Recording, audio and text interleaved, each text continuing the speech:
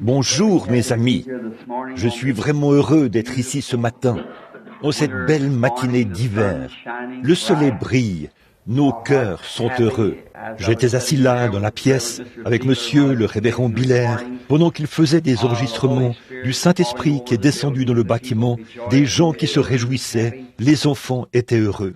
Nous sommes reconnaissants d'être vivants et d'être parmi ceux qui peuvent participer au service aujourd'hui. Eh bien, nous sommes reconnaissants pour chacun de vous, sans exception. Quant aux huissiers qui sont là-bas au fond, quand quelqu'un arrive, on a des sièges ici, ils peuvent s'asseoir le dos tourné à l'autel. Il y a aussi une autre place sur le banc ici devant, si les gens arrivent un peu plus tard.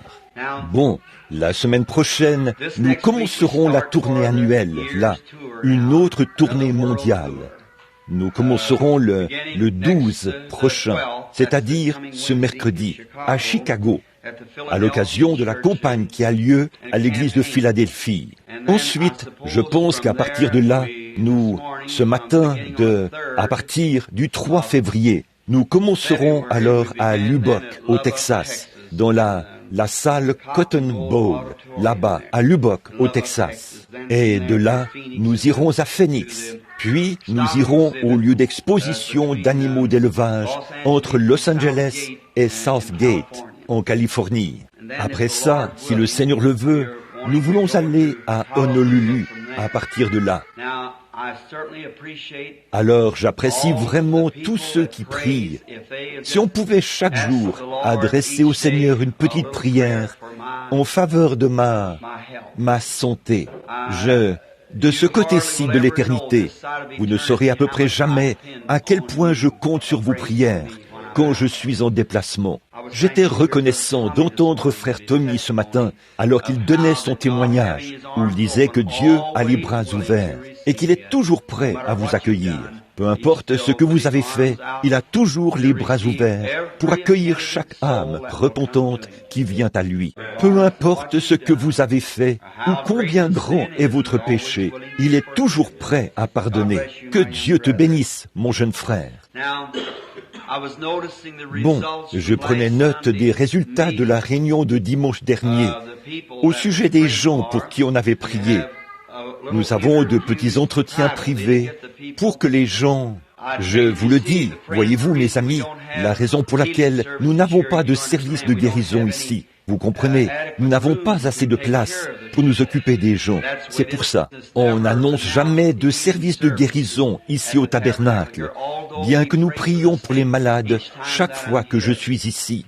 C'est difficile de trouver de grandes salles et tout ça. Et vous qui venez de l'extérieur, de différentes régions du pays, il n'y a pas beaucoup de gens du plein évangile ici, dans cette localité, ou alors dans les environs. Mais ceux qui parrainent les réunions, ou plutôt qui collaborent aux réunions, ne sont pas tous du plein évangile, parce que beaucoup d'entre eux sont membres de différentes églises. Nous ne cherchons pas à représenter une organisation religieuse en particulier, seulement nous essayons, avec l'aide de Dieu, de représenter le Seigneur Jésus-Christ. Et c'est ouvert à tous, à chaque personne. Pour ma part, j'ai remarqué que dimanche dernier, dans la salle, il y avait un frère de couleur qui a reçu le salut tout récemment, il y a quelques mois, et sa femme bien-aimée.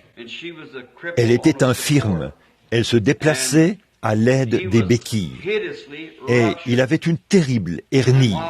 Et pendant que je lui parlais en privé, dans le bureau des diacres, au cours d'un entretien privé, car il avait téléphoné à l'avance pour prendre rendez-vous. Chaque dimanche, nous pouvons en prendre juste un nombre limité chaque dimanche. J'ai senti, pendant que j'étais assis là, l'inspiration du Saint-Esprit. Eh bien, une dame venait de sortir de là. Elle avait des béquilles. Elle était sortie. Elle marchait sans cela. Et cet homme qui croyait vraiment au Seigneur Jésus, eh bien, j'ai prié pour lui. Il avait une terrible hernie. Et je lui ai parlé, j'ai dit, bon, à partir de cet instant même, cette hernie va commencer à reprendre sa place. J'ai dit, alors, au fur au fur et à mesure qu'elle va rétrécir. Observez-la au fur et à mesure qu'elle rétrécit, et cela vous donnera plus de foi. Vous voyez, la foi doit reposer sur quelque chose, et non sur un concept mythique. Il faut qu'il y ait quelque chose, un fondement, sur lequel s'appuyer. La foi s'appuie là-dessus. Et c'est pour cela que nous croyons que la parole de Dieu enseigne la guérison divine, la délivrance de l'âme, la délivrance du corps. Et nous fondons cela sur la parole éternelle de Dieu.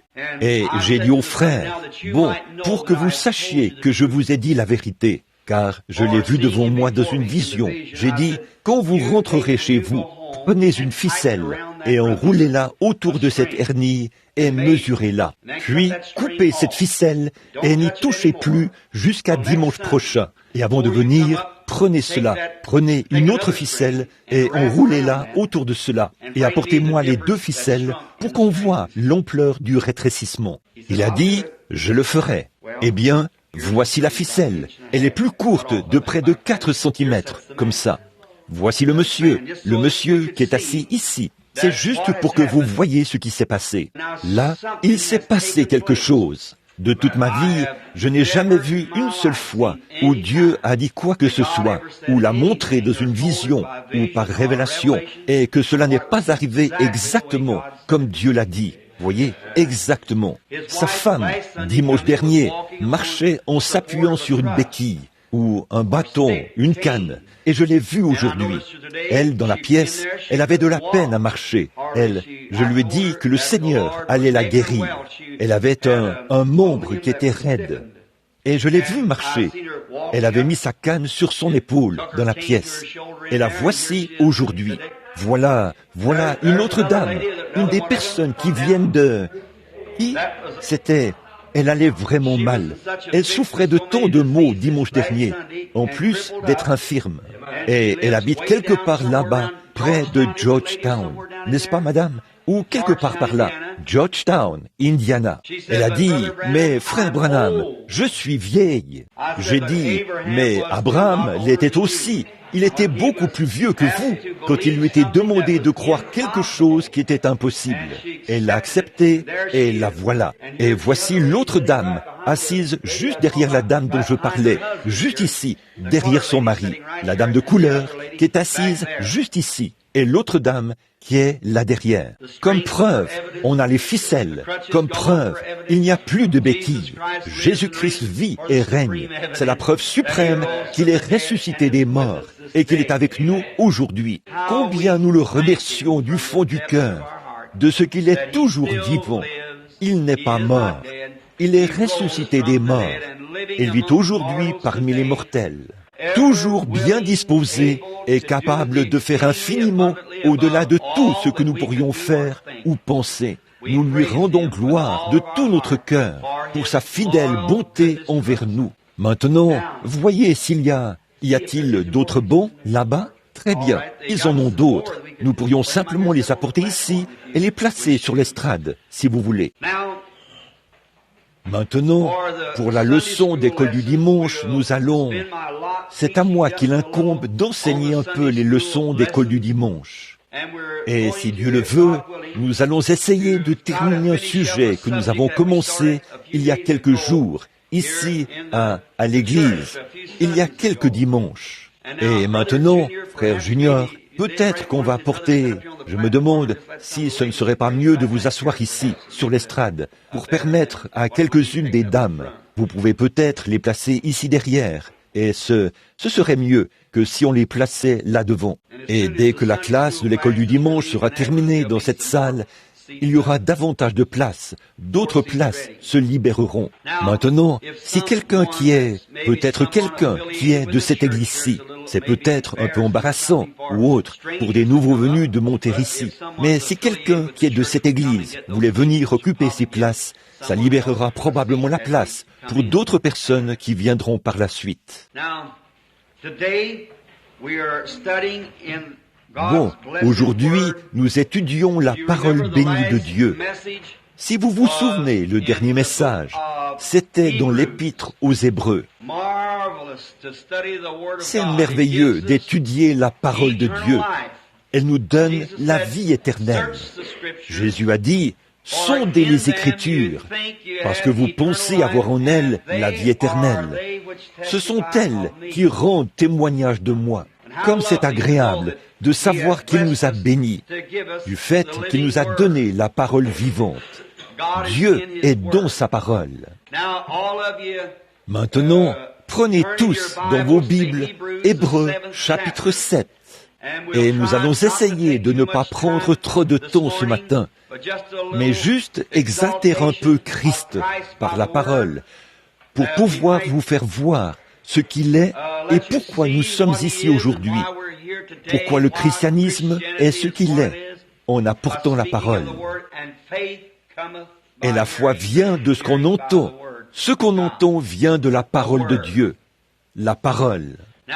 Bon, nous sommes capables de prendre les pages et de les tourner comme ceci, mais il n'y en a qu'un seul qui soit capable d'ouvrir la parole. C'est Christ. Car dans la vision, on l'a vu comme l'agneau immolé dès la fondation du monde, lorsque Jean a regardé, et personne dans le ciel n'était digne d'ouvrir le livre, ou ne le pouvait, ni d'en rompre les sceaux. Et il a vu un agneau qui semblait avoir été immolé dès la fondation du monde. Il est venu et a pris le livre de la main droite de celui qui était assis sur le trône. Il a ouvert le livre et on a rompu les sceaux. Bon, il est l'auteur du livre. Pouvons-nous lui parler un instant avant de prendre le livre? Notre bienveillant Père Céleste, c'est avec des cœurs remplis d'un amour profond que nous venons aujourd'hui pour offrir notre hommage, notre louange et notre action de grâce à ton glorieux nom. Tu t'es tant soucié de nous lorsque nous étions encore des pécheurs. Christ est mort à notre place, l'innocent à la place des coupables. Il a porté sur lui les péchés de nous tous, les a effacés et a payé le prix suprême. Il a satisfait Dieu. Puis, il est ressuscité pour notre justification et est assis aujourd'hui à sa droite, toujours vivant pour intercéder sur la base de notre confession. Oh, combien nous te remercions pour cette ferme espérance que nous avons. Alors qu'autour de nous, tout est en train de s'écrouler, même la vie mortelle elle-même. Nos cœurs sont fixés sur cette espérance éternelle bénie. Beaucoup ici sont dans le besoin ce matin, Père, à cause de leur esprit, à cause de leur âme. Nous te prions de sauver ceux qui ne sont pas sauvés. Accorde-le, Seigneur. Accorde une marche plus rapprochée à ceux qui sont indifférents à ton égard. Et nous te prions de guérir tous les malades, afin que s'accomplisse ce qui était dit par notre Seigneur lui-même. Vous ferez, vous aussi, les choses que je fais. Et il a dit que nous devons aller par tout le monde et prêcher l'Évangile, imposer les mains aux malades, et les malades seront guéris. Et nous voyons ici, dans ce petit bâtiment ce matin, beaucoup de gens qui avaient des béquilles il y a quelques jours. Ils marchent normalement aujourd'hui sans ces béquilles. Ils ont été relevés et soutenus par les bras éternels de notre Seigneur Jésus-Christ. Et ils marchent. Ceux qui se mouraient du cancer sont ici bien portants. Tes serviteurs, les médecins, ont attesté qu'ils n'arrivent plus à en trouver la trace. Cela est disparu. Nous te remercions pour ces choses. Pardonne-nous nos manquements et remplis nos cœurs d'amour. Parle-nous par ta parole maintenant, car nous le demandons en son nom. Amen. Juste un petit rappel pour nous permettre d'avoir une idée de notre leçon sur l'écriture de ce matin. En fait, nous avons parlé de l'assurance de notre espérance, qui est si magnifiquement présentée ici dans l'épître adressée aux Hébreux. Après avoir lu comment Dieu a traité avec son peuple, Israël, autrefois, nous avons alors vu que la promesse nous a été donnée. Et cela nous donne une grande assurance, comme nous voyons que toutes les choses qui se sont produites à cette époque-là étaient des exemples de ce que Dieu fait pour nous aujourd'hui, ses enfants qui croient.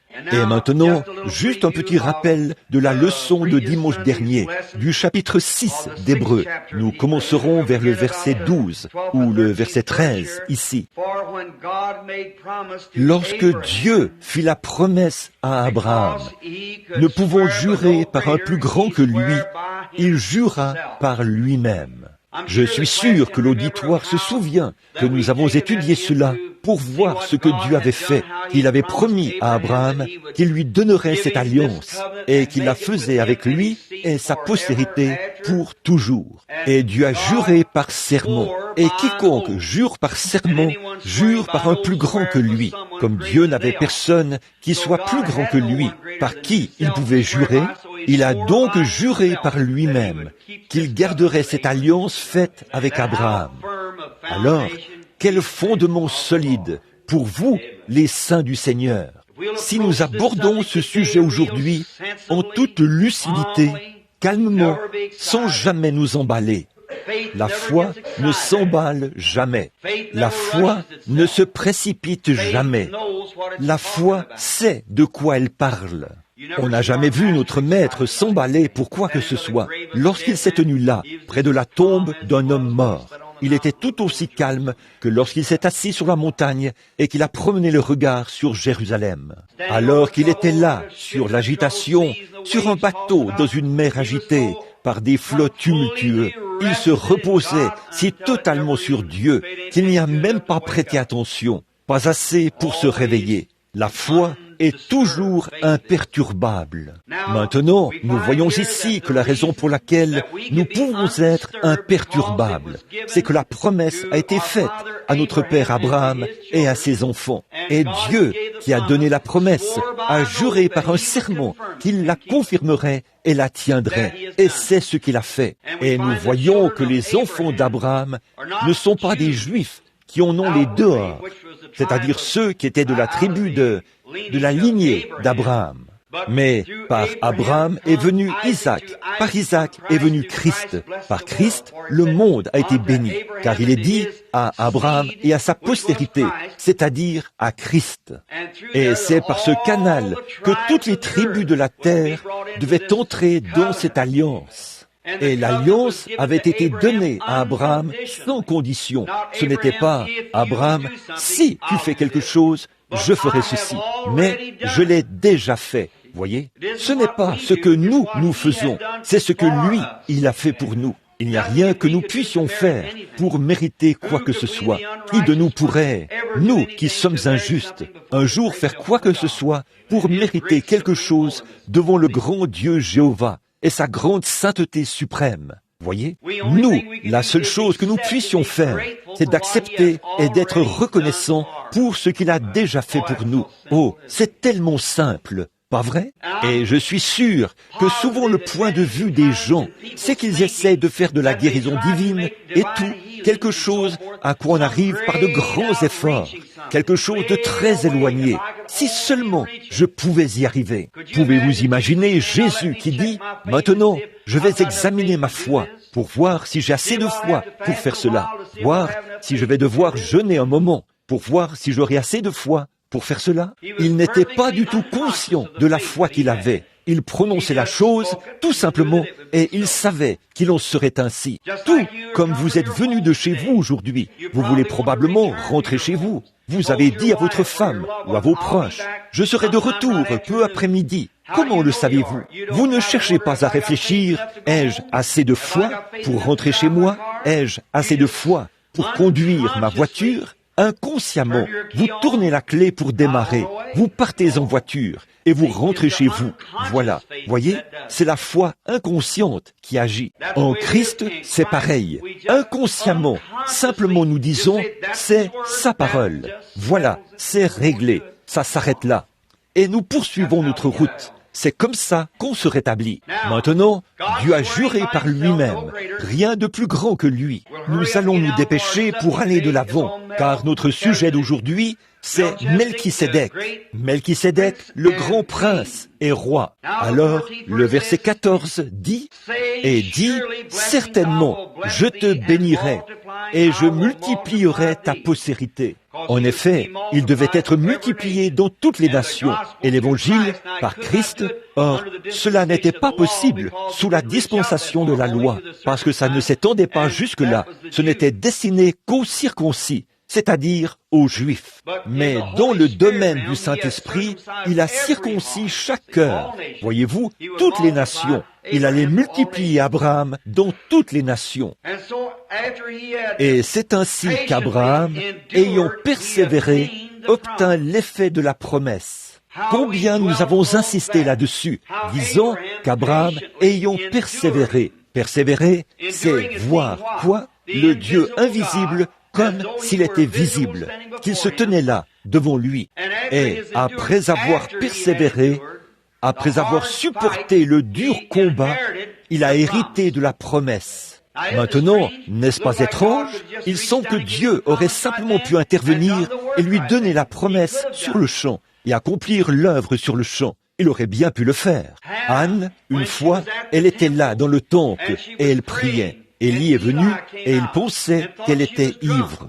Et elle a dit, « Je ne suis pas ivre, mais je prie pour que Dieu enlève mon opprobre. » Il a dit, « Que le Seigneur Dieu exauce ta demande. » Eh bien, Dieu aurait très bien pu placer le petit Samuel là, dans les bras d'Anne. Nous le savons tous. Il est le créateur de toutes choses. Il crée par sa parole. Il aurait très bien pu le placer directement dans les bras d'Anne. Mais au lieu de cela, il a fallu attendre le processus habituel de 9 mois pour que le petit bébé naisse. Il aurait pu le faire instantanément, mais il ne l'a pas fait instantanément. Il lui a simplement donné la promesse, et elle a hérité de la promesse. Une fois, Dieu a dit à Moïse, au moment où il s'est mis en marche pour aller au pays promis, toute cette promesse, a-t-il dit, je l'ai donnée à Abraham. Il y a des années, cet endroit est entouré de Philistins et de toutes sortes de gens puissants, des guerriers. Il a dit, maintenant, tout cela est à toi. Il y avait les Amoréens, les Héviens, les Phéréziens et tous ces gens qui s'y trouvaient. Les Héviens, les Jubiniens, les Philistins, tout ce qui était en Palestine. Eh bien, Dieu a dit, je te l'ai donné, c'est à toi. Alors, va et prends possession de cela. Oh, j'espère que vous le voyez, les amis.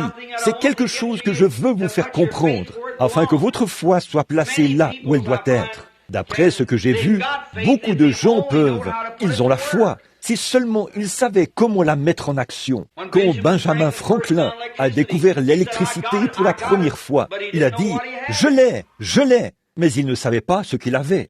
Puis, Thomas Edison est arrivé et il a dit « Nous allons bénéficier de cela ». Et il ne se souciait pas du temps que ça prendrait. Il a testé 10 000 fils, mais il a quand même fini par trouver un fil qui allait transporter l'électronique ou l'électricité dans le fil. Il savait que c'était une puissance et que cette puissance nous serait profitable. Et maintenant, nous avons trouvé le salut, ce qui nous sauvera du péché. Ce qui peut prendre la femme ou l'homme le plus vil, l'ivrogne, la prostituée, et en faire un enfant de Dieu. Eh bien, cette même foi, cette même puissance qui peut relever un homme ou une femme déchue, cela agira en notre faveur de bien des manières différentes. Cela guérira nos corps, pourvu qu'on l'approche comme il faut. Il faut trouver comment s'y prendre. Disons, par exemple, que j'ai un terrain agricole plein de bon maïs sur cette colline-ci et qu'il est presque mort à cause du manque d'eau et que j'ai un puits artésien de ce côté-ci de la colline. Eh bien, je ne peux pas faire en sorte que ce puits artésien déverse son eau ici en bas en passant ici en haut sur le côté de la colline pour l'arroser. Mais je dois étudier ce terrain pour voir comment cette eau pourra avoir son propre courant et suivre son propre cours, jusqu'à venir arroser ses cultures. Elle le fera si je la laisse suivre son propre canal. C'est pareil pour le Saint-Esprit et pour la promesse de Dieu. Si seulement nous pouvons laisser cela suivre son cours, sans intervenir, sans y injecter nos doutes, parce que ceci ne s'est pas produit et que cela ne s'est pas produit. Laissez simplement le Saint-Esprit de Dieu agir. et reposez-vous sur la promesse. Ça fera exactement ce que Dieu a dit que ça ferait. Abraham était un vieillard de 100 ans lorsque Dieu lui est apparu sous le nom de Dieu Tout-Puissant. Le mot Tout-Puissant, là, vient du mot hébreu El Shaddai, qui signifie la poitrine ou le sein d'une femme. Eh bien, il était vieux, il n'avait plus de force, mais El Shaddai est le Tout-Puissant, celui qui donne la force. Et tout ce qu'Abraham avait à faire pour obtenir l'effet de cette promesse, c'était de s'en tenir strictement à cette promesse. Autrement dit, c'est comme le bébé qui se repose sur sa mère et qui tire sa nourriture de sa mère. Cela procure de la force au bébé. Et nous faisons la même chose quand nous venons à Dieu et que nous voyons sa promesse. Nous nous reposons simplement sur lui et nous tirons de sa parole la force de Dieu. Nous nous abandonnons à son cours. Nous ne prenons pas nos propres idées. Nous croyons simplement cela. Après avoir persévéré, il a obtenu l'effet de la promesse. Oh, j'aime vraiment ça. En effet, ce qui fonctionne pour le salut, ça fonctionne de la même manière pour la guérison divine. Et Dieu, dans son grand amour et sa miséricorde infinie, nous l'a donné. Maintenant, et dit, certainement je te bénirai et je multiplierai ta postérité. Et c'est ainsi qu'Abraham, ayant persévéré, endura l'effet de la promesse. Verset 16. Or les hommes jurent par quelqu'un qui est plus grand qu'eux, et le serment est une garantie confirmée qui met fin à tous leurs différends. Autrement dit, si l'on jure par un serment, alors ça met fin à tout. Si vous vous présentez là et que vous dites « Frère Branham, moi, en tant que chrétien, je pose ma main sur la Bible et je jure solennellement que je ferai une certaine chose. Si Dieu me donne de vivre assez longtemps pour le faire, je le ferai. » Très bien. Alors pour moi, c'est la fin de tout doute. Voyez, vous m'avez juré que vous le feriez. Et Dieu a juré à Abraham qu'il garderait cette alliance avec lui et avec sa postérité pour toujours. Dieu a juré par lui-même qu'il le ferait. Et ce faisant, sous l'ancienne loi, quand on faisait un serment sous l'ancienne loi, on tuait un animal, on le coupait en deux. Puis les deux hommes qui avaient prêté serment se plaçaient entre les deux morceaux de l'animal. Et ils écrivaient une sorte de contrat sur un bout de papier. Ensuite, on déchirait ce morceau de papier en deux et on les remettait à l'un et à l'autre. Puis, ils prêtaient serment au-dessus de cet animal mort, déclarant ainsi que s'ils rompaient cette alliance, qu'il soit comme cet animal mort.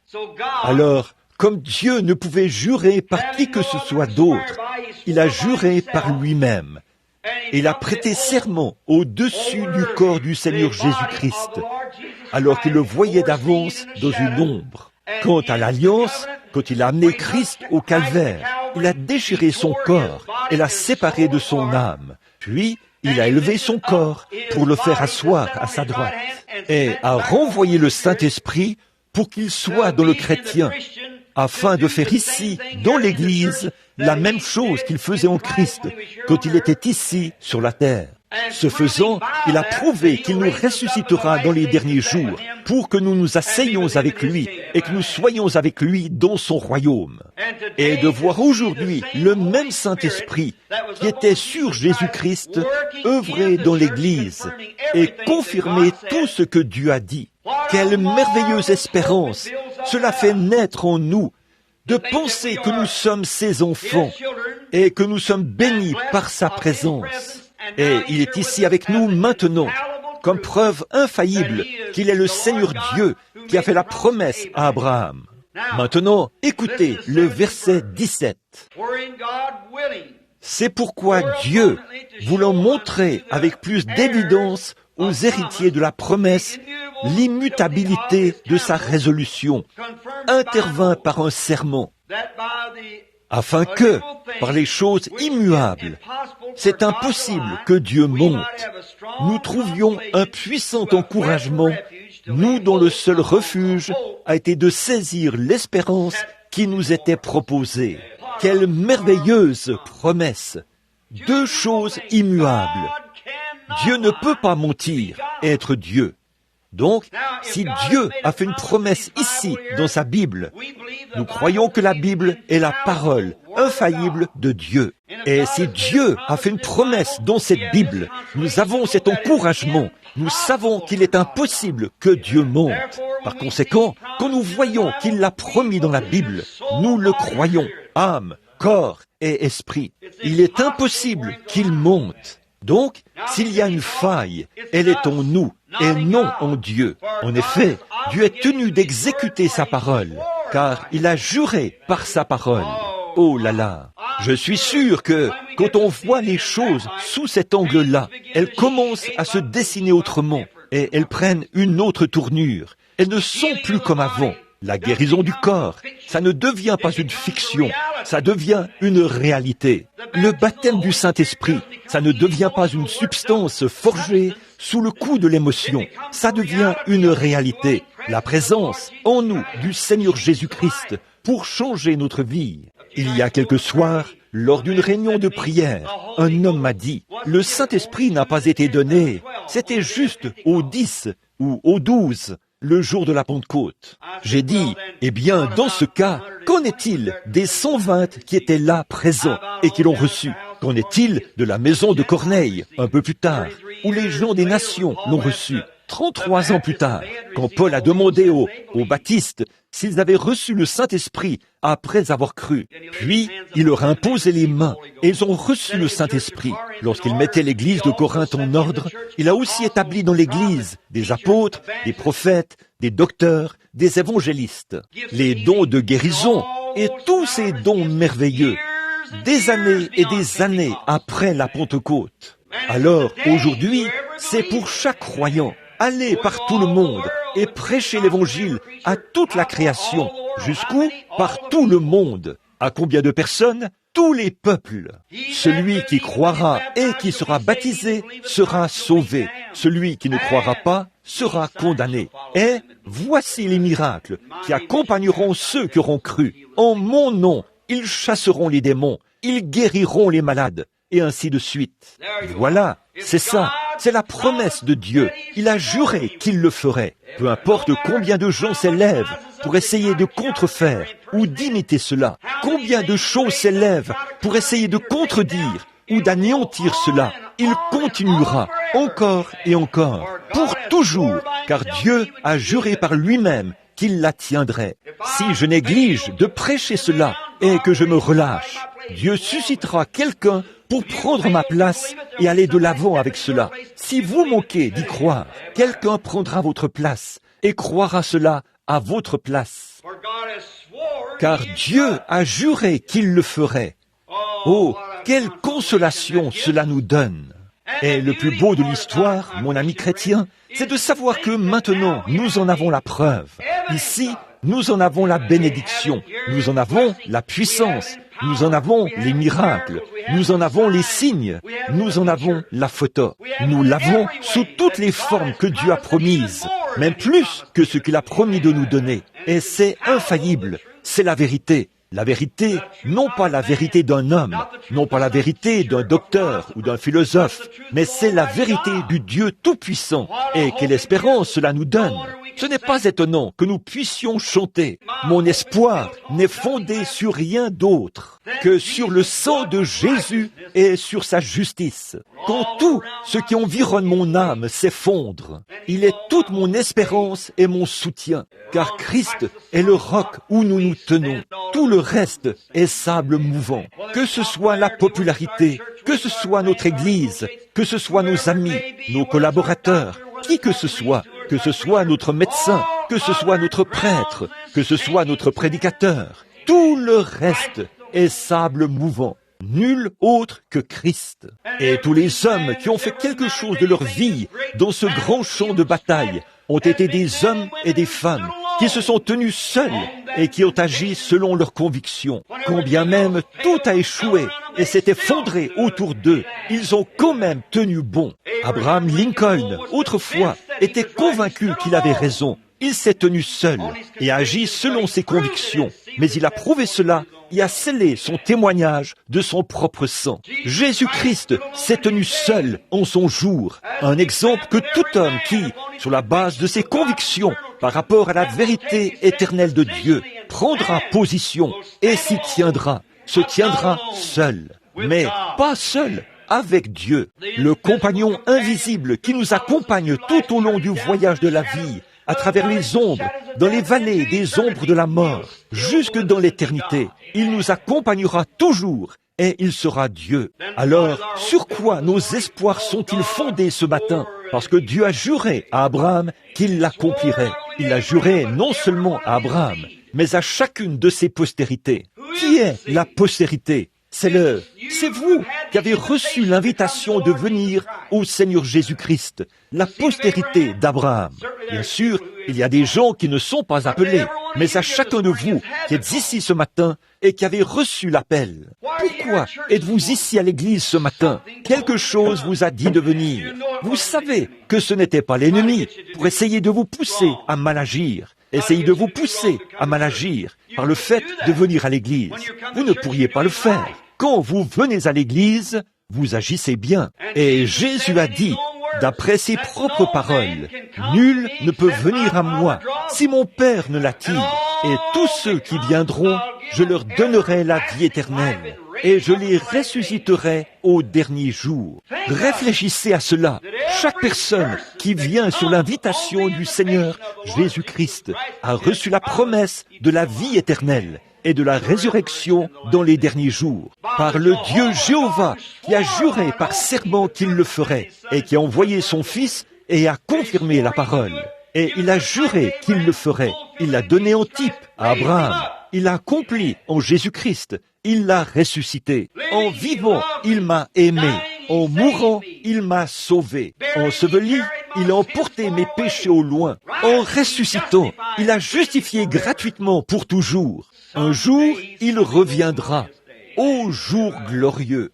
Voilà, c'est ça, notre justification. Chaque fois que vous entendez les mottes de terre tomber sur le cercueil et qu'on dit « les cendres retournent aux cendres » et la poussière à la poussière, la terre à la terre, notre foi regarde au loin vers un autre pays, là où il y a un tombeau vide et un jour glorieux. Celui qui a promis de venir viendra. Et aussi sûr que Jésus est ressuscité des morts, nous ressusciterons avec lui à la résurrection. Quelle belle espérance nous avons.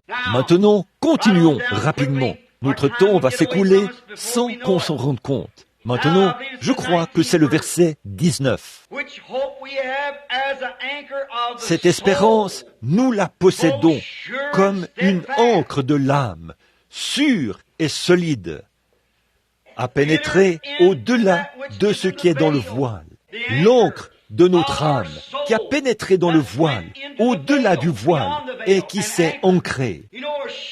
Vous savez, parfois, un navire, les militaires et d'autres le savent, et vous qui avez été en mer, quand les vagues deviennent trop fortes pour le bateau, il l'ancre, et il y a une corde qu'on laisse descendre qui le retient. Et il se peut que les vagues le poussent comme ceci et comme cela, mais l'ancre le retient. L'ancre, ils ne peuvent pas voir la terre nulle part, mais ils jettent l'ancre au-delà du voile, c'est-à-dire l'eau, et cette ancre descend au fond de la mer, sur le sommet d'une grande montagne quelque part. Elle traîne jusqu'à ce qu'elle s'accroche à cette montagne. Elle s'accroche là, à cette crevasse, et la mer en entier ne peut plus la déplacer. Elle est ancrée, hors de vue. Et toute personne qui a reçu Jésus-Christ comme son sauveur personnel, qui est né de nouveau du Saint-Esprit, vous avez jeté l'ancre. Si vous êtes malade et que votre espoir est fondé sur Christ, vous avez jeté l'ancre. Le médecin peut dire ceci, cela ou autre chose, mais aussi sûr que votre foi regarde au loin. Les vagues, les périodes de maladie, la fièvre peut monter, et tout, mais votre ancre tient bon au-delà du voile. Quelque part là-bas, dans le pays mystique, on vous dit, sur quoi fondez-vous vos espoirs? Le médecin a dit que tout est terminé. La médecine dit qu'elle ne peut rien faire. L'opération a échoué, mais mes espoirs ne sont pas fondées là-dessus. Notre espérance est au-delà du voile. Quel voile? L'effusion de son sang qui a séparé son esprit de son corps. Et là, à l'intérieur de ce voile, l'encre s'est accrochée à quelque chose. Une fois, j'ai vu un bateau qui était en train d'être ballotté là-bas. Et je me suis dit, qu'est-ce qui retient ce bateau à ce même endroit? Je n'arrivais pas à comprendre. Il reste là, sur la mer. Et j'ai remarqué que les vagues l'emportaient dans cette direction-ci, puis dans cette direction-ci. Mais il ne bougeait pas de cet endroit. Je ne pouvais rien voir. Mais il y avait un petit fil, une corde, qui descendait de la proue de ce bateau. C'était relié à une ancre qui s'était accrochée à quelque chose sous ma... que je n'arrivais pas à voir dans les eaux. Et c'est là que c'était accroché. Et j'ai dit, que Dieu soit loué. Oui, un jour, j'ai trouvé une ancre. J'ai lu ici, elle dit, que celui qui veut vienne. J'ai jeté cette encre au-delà de quelque chose que je ne pouvais pas voir. Quelque chose l'a accroché. Et quand les combats font rage, l'encre tient bon au-delà du voile. Quand s'élèvent les incrédules, quand surgissent les difficultés, quand tout s'écroule autour de moi, notre encre tient bon au-delà du voile. Où se trouve-t-elle? Je n'en sais rien. Mais elle se trouve au-delà du voile, quelque part, là-bas, ancrée dans le rocher des âges. Notre ancre est solide, inébranlable. Elle tient bon au-delà du voile. Cette espérance, nous la possédons comme une ancre de l'âme, sûre et solide. Sûre et solide. Oh, si seulement nous avions un peu plus de temps pour saisir ce que signifie l'assurance. Sûre-ance. Quelque chose dont vous êtes certain. Votre assurance. Cette assurance, qu'est-ce que c'est? Dieu a juré par serment qu'il le ferait. Voilà l'assurance. Là, il y a quelque temps, un homme est venu me voir et il m'a dit, « Billy, je veux te vendre une police d'assurance. » Bon, les assurances, c'est très bien. Moi-même, je n'en ai pas. Je suppose que je suis allé trop loin sur ce point-là. Une fois, une compagnie a dépouillé mon pauvre vieux papa de ses bénéfices parce qu'il était trop illettré pour lire la police. Et un avocat de Philadelphie n'arrivait pas à démêler ça de toute façon. Alors il a dit, il lui a vendu cette police et il l'a payée pour mon frère et moi pendant 20 ans. Il était venu là et il lui avait dit, ça vaudra $500 à terme. Et pendant la dépression et tout, le pauvre vieux travaillait dur. À la fin du terme, on nous a dit qu'ils avaient mal lu la police. Ça valait $7.50. Alors, ça m'a laissé un goût un peu amer. Bon, ils ne sont pas tous comme ça. Il y a des agents d'assurance assis ici, en ce moment. Bien des fois, des gens sont venus et m'ont dit, « Billy, je veux te vendre des assurances. » Bon, je trouve que c'est tout à fait en ordre. J'ai dit, « Regarde, j'ai une assurance. » Et il a dit, « Quelle sorte d'assurance as-tu » Il a dit, « Quelle police détiens-tu » J'ai dit, « La vie éternelle. » Il a dit, « La vie éternelle » J'ai dit, « Oui, monsieur. » Il a dit, « Qui vend ces polices » J'ai dit, « Le Seigneur Jésus. » Il a dit, « Et tu as une assurance » J'ai dit, « Oui, monsieur. » Il a dit, « Quel genre d'assurance est-ce vraiment ?»« Qu'est-ce que c'est, Billy ?» J'ai dit, « C'est une assurance. » Il a dit, « Laquelle ?» J'ai dit, « Assurance bénie. Jésus est mien. » Oh, quel avant-goût de la gloire divine.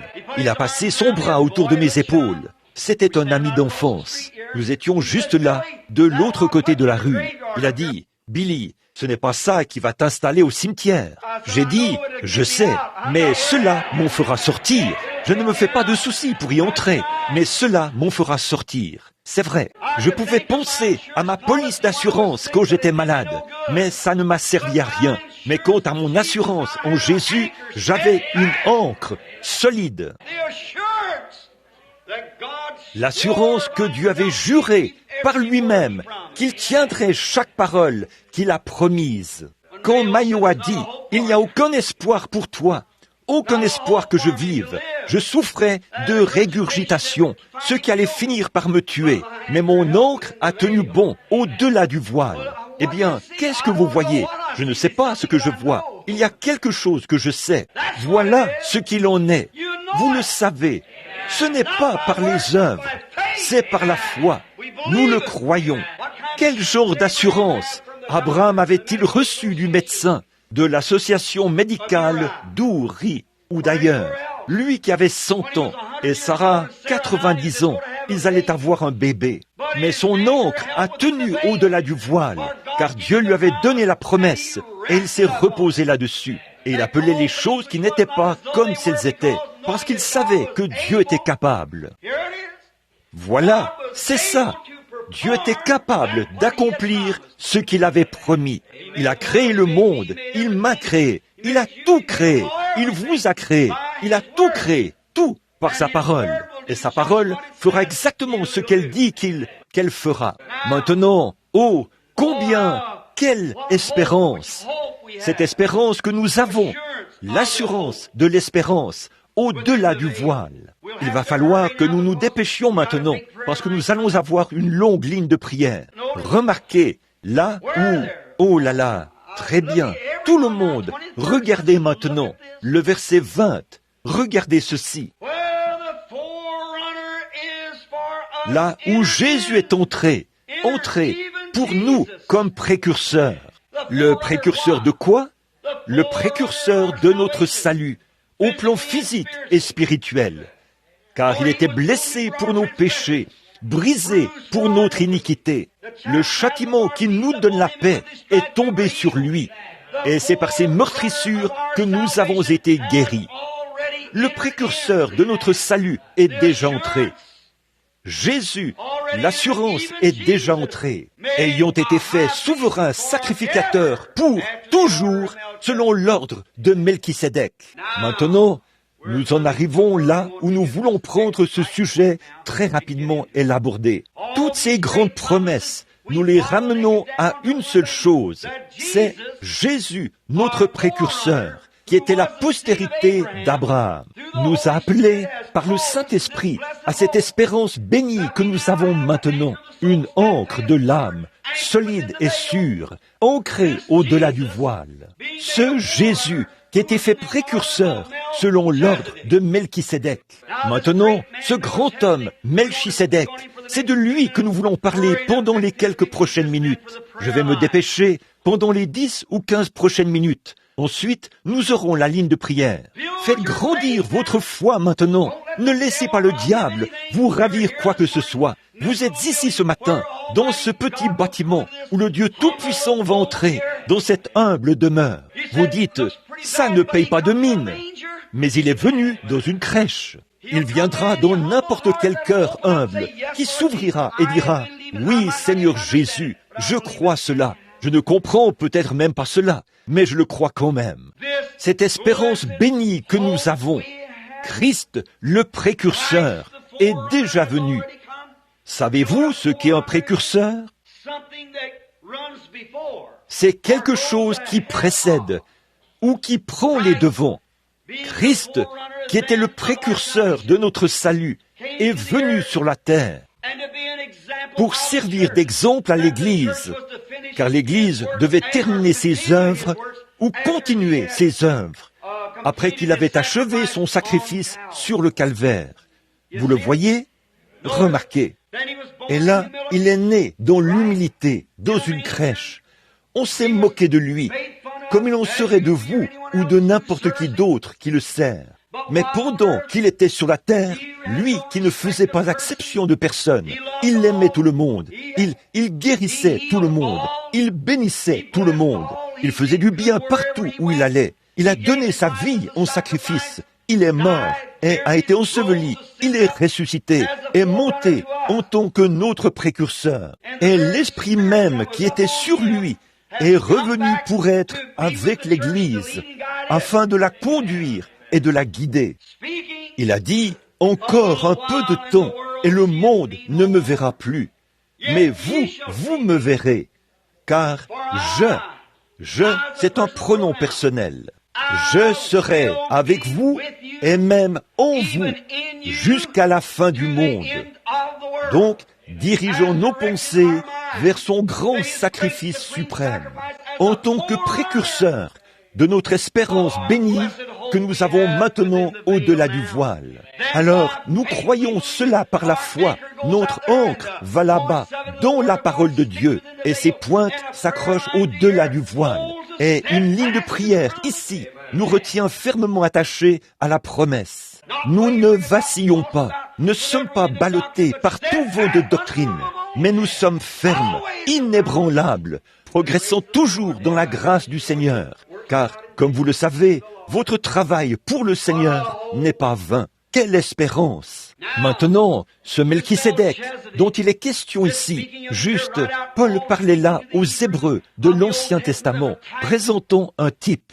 Reportons-nous à Genèse, chapitre 14, et lisons juste un peu avant de continuer, pour voir qui était ce Melchisédek. Nous lisons dans Genèse, chapitre 14, et nous commençons au verset 14. Abraham, vous savez, avait été appelé à sortir de la Chaldée, du pays de d'Our, de la ville d'Our plutôt, du pays de la Chaldée.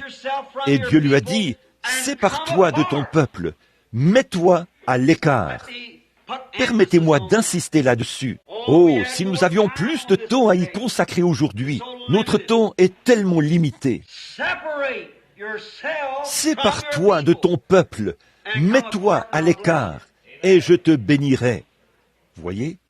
Et pour obtenir l'effet de cette même promesse qu'Abraham avait, vous devez vous séparer de tout contact mondain, de toutes les choses du monde. Vos désirs de péché, vos convoitises, les passions du monde et toutes ces choses, séparez-vous de cela. Mettez-vous à l'écart dans un pays étranger, un pays où vous n'avez jamais été auparavant, pour marcher non pas par la vue, mais par la foi. Car Abraham n'avait rien. Personne n'avait traversé ce fleuve d'Euphrate et séjourné dans ce pays. Mais Abraham, par la foi, a quitté les siens. Il est allé de l'avant et s'est séparé. De même que le sang de Jésus-Christ nous sépare des choses du monde aujourd'hui par le Saint-Esprit, pour que nous marchions en nouveauté de vie. Critiqué, tourné en ridicule, traité d'exalté, incompris, mais notre ancre tient bon. Hébreux 11 dit, ils allaient çà et là, vêtus de peaux de brebis et de peaux de chèvre, dénués de tout, de lieu en lieu, car ils croyaient qu'ils cherchaient une cité dont Dieu est l'architecte et le constructeur. Quelque chose en eux leur disait, il y a un pays, une cité, dont Dieu est l'architecte et le constructeur. Et c'est ce qu'ils cherchaient, sans savoir où ils allaient. C'est pareil pour chaque pèlerin aujourd'hui. Il cherche quelque chose sur lequel il ne peut pas mettre la main, mais il en voit la preuve tout autour de lui. Qu'est-ce qui m'a poussé à faire ceci? Qu'est-ce qui a fait marcher cette femme infirme-ci? Qu'est-ce qui a fait marcher cette femme infirme-là? Qu'est-ce qui fait que cette hernie quitte cet homme? Qu'est-ce qui a fait que ce cancer quitte cette femme? Qu'est-ce qui a fait que ses oreilles sourdes s'ouvrent l'autre soir, ici, à 82 ans? Qu'est-ce qui a fait cela? Ce sont des attributs surnaturels que l'ancre, cette cité dont Dieu est l'architecte et le constructeur, et que nous cherchons sans pouvoir voir où elle est. Mais il y a quelque chose qui s'ancre là-bas. L'ancre est au-delà du voile. Nos espérances sont solides, inébranlables. Et Abraham a quitté le pays, il a voyagé, il se faisait appeler un étranger et un pèlerin. Et regardez, Abraham, comme tous les mortels, ce n'était pas un homme immortel, ce n'était pas un homme qui ne pouvait pas faire d'erreurs, mais un homme qui faisait constamment des erreurs. Mais peu importe le nombre d'erreurs qu'il a faites, son ancre a tenu bon, car il avait la promesse. Il a donc emmené Sarah avec lui. Il a emmené Lot. Il a emmené son papa. Tant qu'ils étaient avec lui, Dieu ne pouvait pas le bénir. Le vieil homme a fini par mourir et on l'a enterré. Il a continué un peu plus loin et Lot a rétrogradé. Et vous savez ce qui s'est passé à ce moment-là. Il s'est ensuite séparé de lui. C'est alors que Dieu lui est apparu de nouveau et a dit, Maintenant, Abraham, regarde tout ce territoire. Tout cela t'appartient. Une fois qu'il a fait le bon choix, c'est ça. Séparez-vous de tout.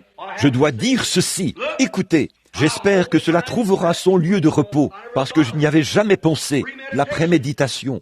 C'est peut-être pour ça que certains d'entre nous n'avancent pas très bien. Nous nous accrochons à des choses que nous devrions abandonner dans le processus de la séparation. Un peu de doute, un peu de questions, un peu de scepticisme.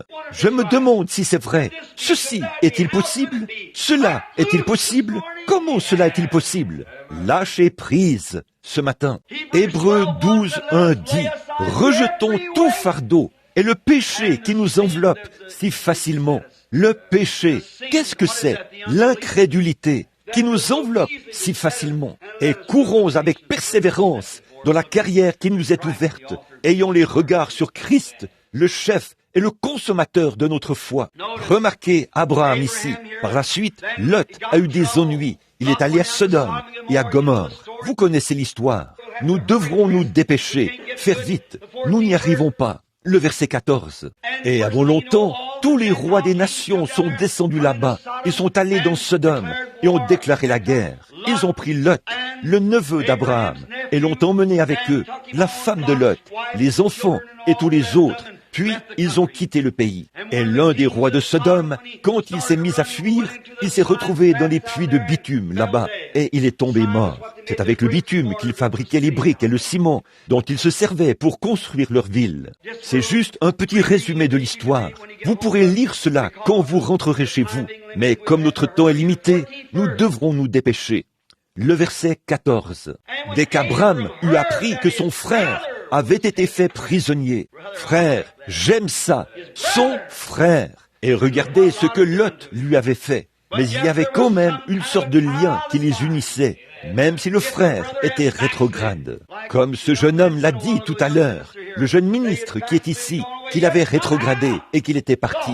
Et pourtant, d'une manière ou d'une autre, le Saint-Esprit continue d'appeler cette personne. Quand il a des ennuis, il est là, avec lui. Le frère d'Abraham avait été fait prisonnier et il arma 318 de ses plus braves serviteurs et les amena dans sa maison. Et il poursuivit les rois jusqu'à Dan. Il divisa sa troupe pour les attaquer de nuit, et lui et ses serviteurs. Il les battit et les poursuivit jusqu'à Shoba, là, à la gauche, vers Damas. Abraham a réuni tous ses serviteurs et ses hommes d'armes. Pensez un peu à cet homme qui était pauvre quand il a quitté ce pays, là-bas, à Our, en Chaldée. Le voici qui a 318 hommes armés comme serviteurs. Et vous dites que Dieu ne vous bénit pas? 318 hommes. Vous dites, eh bien, est-ce vrai? C'est ce que dit l'Écriture. Il avait suffisamment de serviteurs pour combattre une armée, et il a vaincu. Remarquez, et il ramena, il les a poursuivis, et a pris tout ce qu'ils avaient. Ramena toutes les richesses. Il ramena aussi Lot, son frère, avec ses biens, ainsi que les femmes et le peuple. Après qu'Abraham est revenu vainqueur, le roi de Sodome sortit à sa rencontre, et les rois de la vallée, et la vallée du roi. Melchisédek, roi de Salem, fit apporter du pain et du vin, et les lui donna. Il était sacrificateur du Dieu Très-Haut. Après que tous ces rois des nations étaient venus et avaient enlevé son frère, Abraham a pris ses serviteurs, les a poursuivis, s'est rendu là-bas et les a attrapés. Puis il est revenu avec eux, il a massacré ces rois, il les a ramenés. Et remarquez, le roi de Sodome s'est présenté là. Le roi de Gomorre avait été tué, mais le roi de Sodome s'est présenté et il lui a apporté, comme il est dit ici, toutes les richesses que tu as ramenées, que ces gens avaient emportées, je te les donne.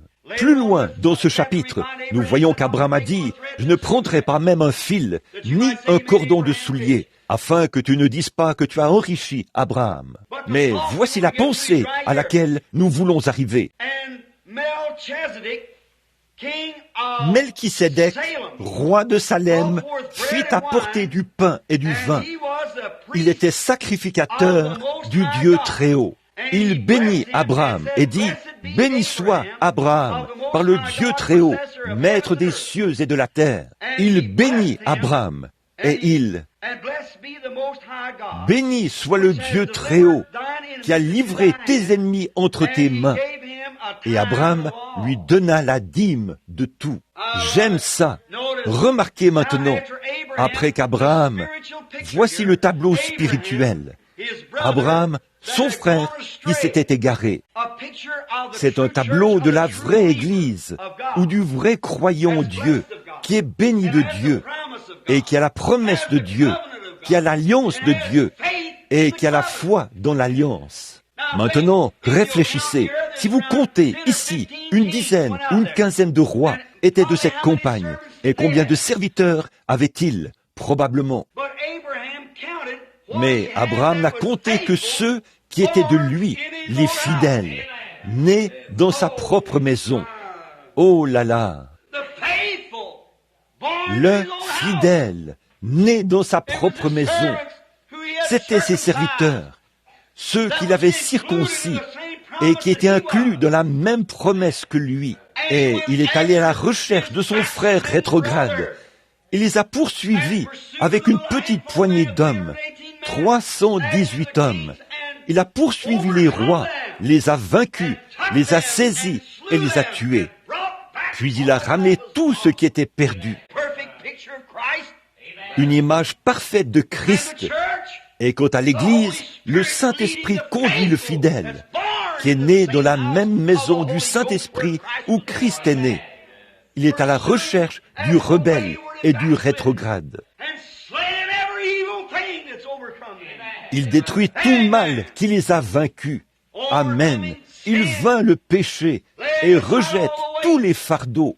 Il parle aux gens de leurs convoitises et des choses qu'ils font. Il retranche cela, leur maladie et tout.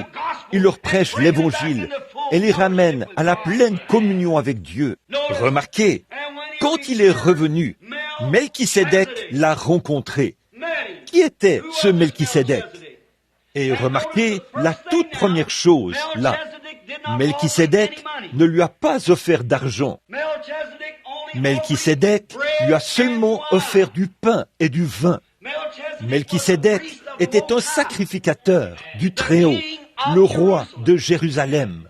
Ça s'appelait Salem à cette époque-là. J'ai ici ma concordance Cruden. Je me suis dit que si c'était remis en question, je pourrais prouver plus tard que Jérusalem s'appelait à l'origine Salem. J-E-R-U-S-L-E-M. Vous voyez, Salem. Jérusalem. Voyez, à l'origine, ça s'appelait H-I-R-U-A-M. Jérusalem. C'est vrai, quand elle était la propriété des gens des nations. Oh, j'espère que vous saisissez ceci maintenant. À l'origine, Jérusalem était la propriété des gens des nations. Et le roi de Jérusalem, ou Salem, c'est-à-dire le roi de paix, le roi de justice, a rencontré Abraham à son retour et lui a donné la communion, du pain et du vin, des milliers d'années ou des centaines d'années avant que le pain et le vin soient des ordonnances dans l'Église. Et il était le roi de Jérusalem. Amen. Qui était ce grand homme? Revenons maintenant à notre texte, le verset 7, ou le chapitre 7. En effet, ce Melchisédek, roi de Salem, sacrificateur du Dieu Très-Haut, il était non seulement un roi, mais aussi un sacrificateur, qui alla au devant d'Abraham lorsqu'il revenait de la défaite des rois, qui le bénit. Il n'y a que quelqu'un de plus élevé qui puisse donner des bénédictions. Observez, à qui tout, et à qui Abraham donne la dîme de tout, qui est d'abord roi de justice, d'après la signification de son nom, ensuite le roi de Salem, c'est-à-dire le roi de paix. Qui était ce grand homme il y a bien des années? Qui était-il? Écoutez, lisons un peu plus à son sujet.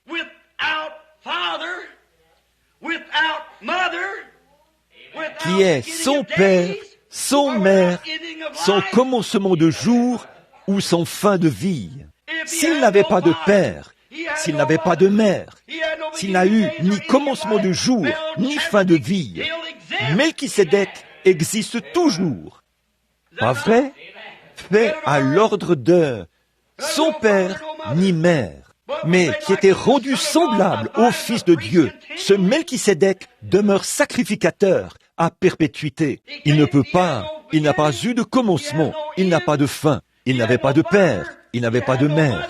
Et pourtant, il était un homme, et il venait de Salem. La paix, il était le roi de paix, il était le roi de justice. Il était non seulement un roi, mais aussi un prince. Et il est le prince de paix. Il est la rose de Saron, il est le lys de la vallée, l'étoile du matin, l'alpha, l'oméga, celui qui était, qui est et qui vient. À la fois la racine et la postérité de David. Il était avant David, en David et après David. Qui était ce sacrificateur? Nul autre que le Seigneur Jésus-Christ incarné, dans sa puissance magnifique. C'est le même qui est apparu un peu plus tard, après qu'il a rencontré Abraham. Et il lui a donné, comme c'était un peuple de l'alliance, la communion. Ainsi donc, par cette même alliance, nous prenons, là, il était dans une ombre. Ce Melchisédek, quand il serait devenu un homme dans la chair, serait coupé en morceaux et la communion serait donnée, les fragments de son corps brisés, comme nous la prenons aujourd'hui. C'est là que Melchisédek a rencontré Abraham, et Abraham lui a payé la dîme. Amen. Abraham, le plus grand homme sur la face de la terre, a payé la dîme à Melchisédek, le roi de paix, le roi de Salem, le roi de justice. Et il était un prince, et il était un prince, il était un roi, et il était le serviteur du Très-Haut, ce qu'était Jésus. Et là, Abraham, quelques années plus tard, ou peu de temps après que Lot avait rétrogradé et que Sodome avait été brûlé, Abraham est resté seul avec Sarah sur des terres desséchées, comme il y avait, tout leur bétail était en train de mourir de faim. On aurait dit que Dieu l'avait abandonné, mais il avait une foi solide pour croire. Et un jour, il était assis à l'entrée de sa tente, sous le gros chêne. Il est encore là aujourd'hui, comme un monument commémoratif, car il était carbonisé et conservé. Et là, Abraham, qui était assis à l'entrée de sa tente, a vu Melchisédek s'avancer vers lui, 3 hommes qui marchaient. Et j'imagine Abraham en train de se dire, je l'ai déjà vu. Puis il est arrivé, et il a dit, permettez-moi de... Viens donc, mon Seigneur, permets-moi de t'apporter un peu d'eau pour te laver les pieds. D'une manière ou d'une autre, cet homme de l'Alliance savait, au fond de lui, qu'il avait affaire à quelqu'un qui était plus qu'un homme. Il a dit, nous sommes des étrangers. Il a dit, nous venons d'un pays étranger. Leurs vêtements étaient poussiéreux. Oui, ils l'étaient. Ils venaient de tout là-bas, dans la gloire. Ils se sont donc avancés là, et ont dit à Abraham, on leur a apporté un petit quelque chose, et on leur a lavé les pieds. Et Abraham s'est mis à les regarder. Il s'est glissé dans la tente et a dit, Sarah, reste ici un instant. Il est allé vers son troupeau et a pris le veau le plus gras qu'il a pu trouver. Puis il l'a tué et l'a ramené. Et il a donné à cet homme de la viande, du pain, du lait et du beurre. Mangez. Maintenant, quand Melchisédek, le roi de Salem, le sacrificateur du Très-Haut, le roi de paix, qui n'était nul autre que la forme antérieure du Seigneur Jésus-Christ. Et quand il a rencontré Abraham, il a donné la communion à Abraham et il l'a béni. Et ici, Abraham le rencontre alors qu'il est en route pour Sodome et lui donne de la viande et du pain à manger. Oh, ne voyez-vous pas le lien entre ces 2 hommes? Il a fait la promesse. Notre pain et notre eau sont assurés et Dieu l'accomplira, aussi sûr que nous sommes assis ici. Et chaque promesse divine qu'il a faite, il est tenu de l'accomplir. Et quand les deux anges ont poursuivi leur chemin pour aller à Sodome, Abraham s'est tenu là, et il a regardé autour de lui, en compagnie de cet homme. Il a dit, « Si j'en trouve tant et tant », au fur et à mesure qu'il demandait, jusqu'à arriver à 10. Et lorsqu'il est parti, alors l'ange, ou l'homme qui était près de lui, a disparu. Il s'est volatilisé près du sacrifice. Et Abraham a dit, « J'ai parlé face à face avec le Dieu Tout-Puissant, Melchisédek, la forme antérieure de Christ. » Oh, mes amis, ce matin, si nous pouvions saisir ce voile-ci qui est devant nos yeux, alors que la chair nous a aveuglés, déchirer ce voile comme ceci, et regarder au-delà du rideau du temps, et nous demander ce que ce serait. J'avais l'habitude de chanter un petit cantique. J'ai mal au cœur, j'ai le cafard, et c'est Jésus que je veux voir. Je veux entendre des cloches du Havre, le doux carillonnement. Oh, si seulement je pouvais le voir et regarder de l'autre côté du rideau du temps. Cela donnerait à me donnerait plus de foi et me rendrait toute ma force. Si seulement je pouvais regarder de l'autre côté du rideau du temps. Qui est donc celui qui était dans cette Jérusalem sur la terre à ce moment-là? Celui qui n'avait ni commencement de jour, ni fin de vie, et qui est venu et a donné la communion à Abraham, à qui la promesse avait été faite. Et cette promesse nous est faite ce matin. Elle est offerte à chacun de vous. Nous pourrions passer plus de temps. J'aimerais que nous en ayons sur ce glorieux sujet. Peut-être le ferons-nous un jour, une fois ce voyage terminé. Alors que je m'en vais partout dans le pays, dans différents pays étrangers, ici et là, pour prêcher l'Évangile. Permettez-moi de vous laisser cette pensée, mes enfants bien-aimés, mes frères et compagnons d'œuvre dans l'Évangile de notre Seigneur Jésus-Christ. Ne vous lassez pas. Reprenez courage ce matin. Levez la tête. Fortifiez les genoux affaiblis et les mains qui étaient languissantes. Tournons le regard vers le chef et le consommateur de notre foi, le Seigneur Jésus-Christ, qui nous a donné ses promesses. Cette chose que j'ai essayé de vous prêcher par la révélation qui m'a été donnée par le Seigneur Jésus-Christ. Alors que je ne suis qu'un ignorant, sans instruction et illettré, le Dieu Tout-Puissant a quand même répandu cela devant le monde, car c'est infaillible. Ici, ce matin, sont assis des gens qui étaient infirmes et affligés la semaine dernière, et qui sont normaux et en bonne santé cette semaine. Il y en a qui étaient sourds quand ils se sont présentés ici, il y a quelques soirs. Ils sont ici en ce moment, et ils entendent normalement comme tout le monde. Qu'est-ce que c'est? C'est l'alliance inconditionnelle de Dieu qu'il a faite avec Abraham et sa postérité. Il a promis qu'il l'accomplirait. Alors, croyons cela ce matin de tout notre cœur. En tant que peuple, certains d'entre nous qui sommes assis ici sont âgés, certains d'entre nous grisonnent, certains d'entre nous, avant que nous nous revoyions, il se peut que certains d'entre nous passent de l'autre côté du voile. Mais quoi que vous fassiez, quoi que la vie produise, si elle produit la maladie, si elle produit quoi que ce soit au monde, gardez votre ancre au-delà du voile. Continuez à regarder là-bas, vers le chef et le consommateur, le Seigneur Jésus-Christ. Appelez ces choses qui semblent être comme si elles étaient. L'homme suit 3 éléments. Le premier est humain. Le deuxième, c'est la révélation divine. Le troisième, c'est une vision. L'ainsi dit le Seigneur. Bien des fois, nous sommes ici, en bas, et nous ne montons jamais ici. Si vous n'êtes pas là, en bas, ancrez vos espérances au-delà de ce voile, ici en haut, dont l'ainsi dit le Seigneur. Même si vous ne voyez pas la vision, même si la révélation ne vient pas, même si, quand on prie pour vous, vous dites « J'aimerais vraiment pouvoir croire », ça ne change rien. Jetez votre ancre là, en bas, et dites que c'est vrai. De toute façon, Abraham ne pouvait pas voir. Il a dit « Comment est-ce possible ?» Marie ne pouvait pas comprendre. Comment pouvait-elle avoir un bébé sans connaître d'homme? Il a dit « Mais le Saint-Esprit te couvrira de son ombre. Il l'accomplira. » Elle a dit « Je suis la servante du Seigneur. Qu'il me soit fait ainsi. » Comment cela allait-il se faire?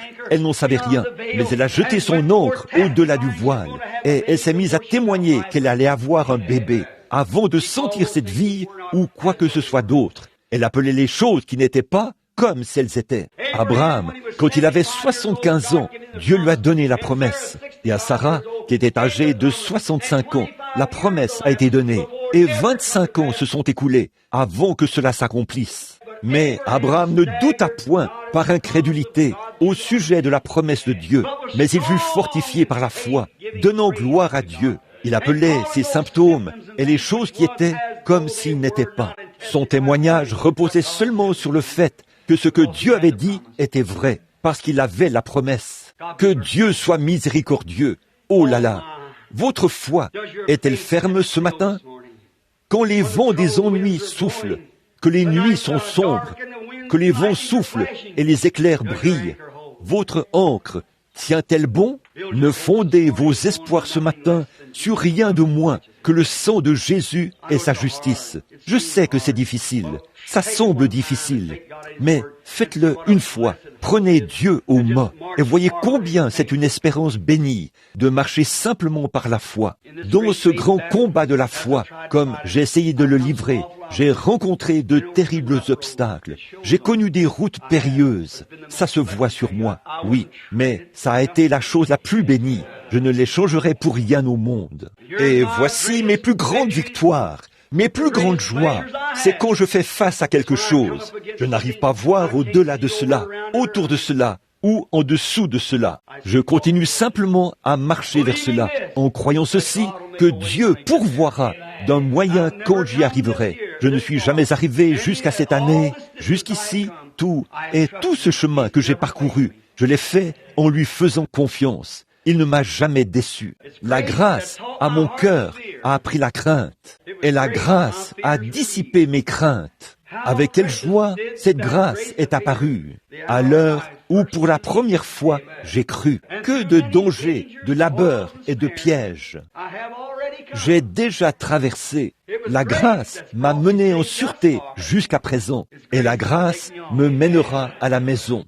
Après que nous aurons passé 10 000 ans là-bas, brillants comme le soleil, nous n'aurons pas moins de temps pour chanter ses louanges que lorsque nous avons commencé. Quand nous nous rassemblerons là-bas avec Abraham, Isaac et Jacob, avec les héritiers de la promesse, qui s'attendent à ce que nous ne flanchions pas, car sans nous, ils ne peuvent pas parvenir à la perfection.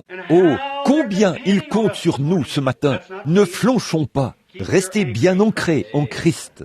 Si vous êtes un pécheur, vous n'avez pas à venir à l'autel. C'est la coutume de le faire. Mais si vous ne voulez pas venir et qu'il n'y a pas assez de place pour que vous veniez, dites, Seigneur, je rejette toutes les choses du monde, maintenant même. Je me présente devant toi, nu et dépouillé comme je le suis, et je suis une honte et un déshonneur. Mais je jette mon ancre sur toi, et je crois en toi. Je ne peux rien faire d'autre que ce que tu as fait pour moi. Si vous êtes malade, que le médecin dit qu'il n'y a plus aucun moyen pour vous de guérir, qu'il n'y a rien à faire, regardez simplement ce petit groupe de gens ce matin, et c'est juste une petite poignée. C'est très minime, comparé aux milliers qui ont été guéris au cours des quelques dernières semaines, partout dans le monde. De grandes campagnes. Le monde est en effervescence en raison des campagnes de guérison divine. Des hommes de foi sortent et osent prendre Dieu au mot. Les jours des nations s'achèvent. Ceci est un signe. Regardez-le. N'attendez pas trop longtemps. Ils ont attendu trop longtemps pour reconnaître Élie. Et les disciples ont même dit, pourquoi les scribes disent-ils, Élie doit venir premièrement? Il a dit, il est déjà venu et vous ne l'avez pas reconnu. Ils ont dit, qui était-ce? Il a dit, Jean-Baptiste. Eh bien, ont-ils dit, c'était certainement lui. Jésus est venu et ils ne l'ont pas reconnu. Après que le Romain l'a crucifié et qu'il était trop tard pour faire quoi que ce soit, il a dit, assurément, cet homme était le Fils de Dieu. Bien qu'il ait été mis au rang des malfaiteurs, bien qu'on lui ait craché dessus, bien qu'il ait été ridiculisé et persécuté, Dieu l'a quand même confirmé par des signes et des prodiges. Aujourd'hui, n'attendons pas trop longtemps. C'est la fin de la dispensation des nations. Nous sommes à la fin.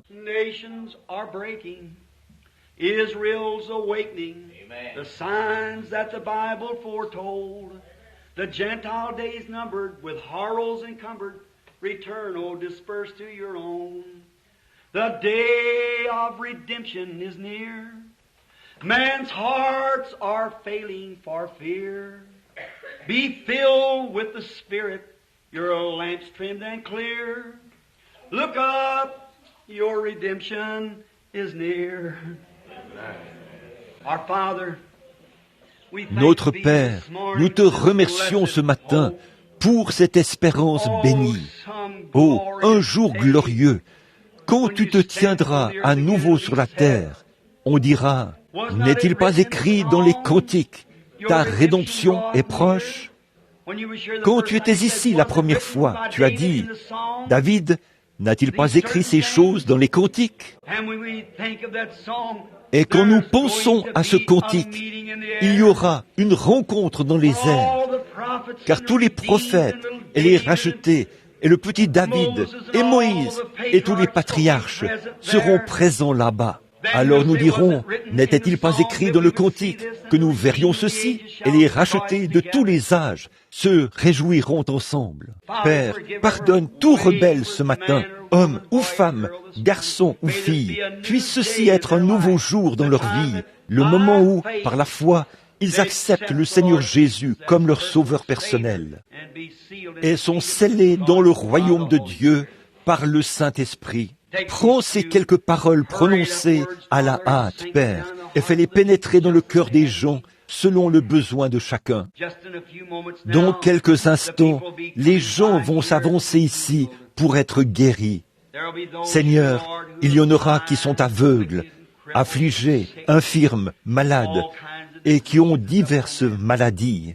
C'est Satan qui a fait cette vilaine chose. Père, Seigneur, ces pauvres gens ne viendraient pas ici s'ils ne croyaient pas qu'ils peuvent être guéris. Tu as dit, nous avons vaincu par le sang de l'agneau et par notre témoignage. Voici des ficelles posées ici sur l'estrade, des béquilles et tout ont été empilés et transportés loin d'ici, des fauteuils roulants. Et, des brancards ont été emportés et des lits. Des hommes et des femmes sont repartis d'ici, Seigneur, guéris de toutes sortes de maladies et d'afflictions que Satan leur avait infligées, non pas à cause de cet endroit-ci, mais parce que leur foi a satisfait à ton exigence ici même. Je prie, ô Dieu, que la foi de chaque personne malade ici soit maintenant suffisante ce matin et qu'ils se souviennent de ce grand Melchisédek d'autrefois qui n'avait pas de commencement de jour. Il n'a jamais eu de père ni de mère. Il n'a jamais eu de fin de vie. Il vit encore aujourd'hui. Par la suite, il s'est incarné, s'est appelé Jésus-Christ. Il s'est fait chair. Il est mort et a repris cette forme-là. Il est toujours le roi de paix, le roi de justice, qui nous a promis ces grandes choses éternelles. Dieu a juré à Abraham qu'il garderait l'alliance, la promesse par lui et sa postérité pour toujours. Aide-nous aujourd'hui à nous avancer vers cette estrade maintenant avec une foi indéfectible. Seigneur, certains d'entre eux sont liés par des habitudes impures, des habitudes dégoûtantes de la chair. Ô Dieu, comme la Bible dit, rejetons tout fardeau et le péché qui nous enveloppe si facilement. Ô Dieu, puissent-ils s'en débarrasser ce matin et regarder à Jésus qui nous purifie de toute iniquité. Accorde-le, Père. Et quand nous repartirons aujourd'hui, puissions-nous repartir dans la joie et le cœur plein d'amour. Bénis cette petite église. Bénis notre cher frère Neville, Seigneur, alors qu'il fait son travail de pasteur et qu'il œuvre ici jour et nuit pour essayer d'en faire un endroit où les gens peuvent venir adorer et voir le Seigneur Jésus manifester son amour et sa puissance. Bénis le service de ce soir, Seigneur. Accorde-nous une grande bénédiction. Et Père, nous prions maintenant que la gloire te revienne en toutes choses. Et un jour, quand toute cette vie sera terminée et que la dernière prédication aura été prêchée, que la Bible sera fermée et que la sonnerie de l'extinction des feux aura retenti, que les armes seront entassées, que la fumée de la bataille sera en train de se dissiper, que le soleil se sera couché. Alors, Père, reçois-nous dans ton royaume. Puissions-nous venir comme de vieux vétérans marqués par les combats. Accorde-le, Seigneur, afin que nous puissions recevoir un nouveau corps, où nous n'aurons plus jamais de maladie, ni chagrin, ni tristesse. Mais soyons fidèles en toutes choses. Pendant que nous sommes ici sur terre maintenant, croyons et appelons les choses qui ne sont pas, qui sont contraires à la parole de Dieu, comme si elles étaient.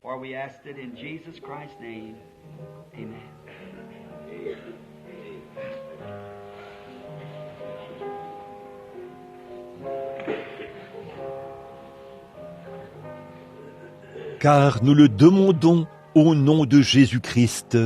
Amen. Y a-t-il quelqu'un ici qui a envie de dire « J'aimerais vraiment accepter le Seigneur Jésus-Christ. Je ne l'ai jamais fait auparavant. Je veux simplement lever la main. » Dites « Moi, je lève la main pour signifier que je l'accepte. » Que Dieu vous bénisse, sœur. Que Dieu vous bénisse, frère. Que Dieu vous bénisse. Que Dieu vous bénisse. C'est « Que Dieu vous bénisse, frère. » Je veux accepter le Seigneur Jésus-Christ. Que Dieu vous bénisse, sœur. Que Dieu vous bénisse.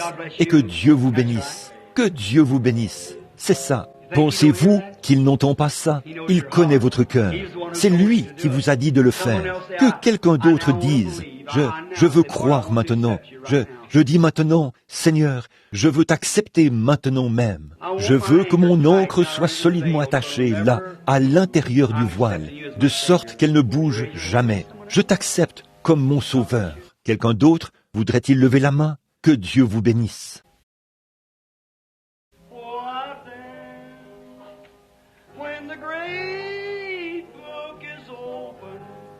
What then? When the one that rejecting this message today will be asked to give a reason. What then?